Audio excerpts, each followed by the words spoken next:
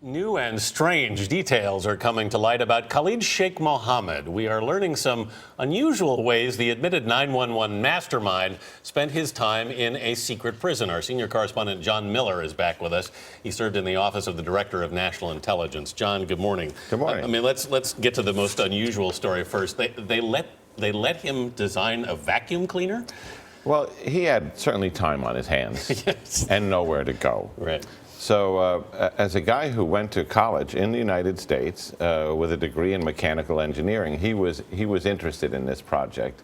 They also wanted to see, well, if we gave him the schematics and things to design a new vacuum cleaner, very carefully looking over his shoulder to say, what is it he's really designing? Because they also wanted to see, was it really a vacuum cleaner, or could they learn something else from it? Was this therapy in some way or something? Well, it was to keep him occupied, and he had been kept under some difficult conditions and questioned in what they called the enhanced interrogation program under harsh circumstances. Waterboarded repeatedly. So this was a way to kind of keep him on balance. They say we didn't want him to go nuts, so they allowed him to make this vacuum cleaner. What's this about making candy? They're calling them. What are they calling them? So this is.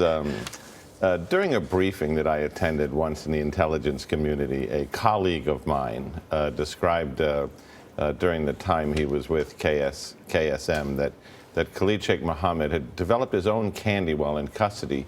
He would call together different things from his meals, breadcrumbs from the bread, little chocolate from the dessert, and he had made what he called KS M&Ms. And he offered these handmade, custom-made candies to his captors and said, this is for you. And I asked, well, so how were they? And he said, actually, none of us ate them because we were a little worried about the origins of the creamy filling, which he called KSM flavoring.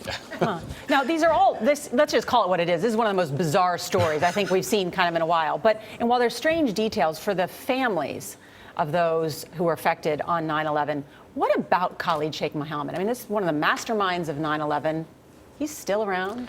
He's in Guantanamo. He's in the process of this military commission. But remember, he was slated for trial in U.S. federal court here in New York City.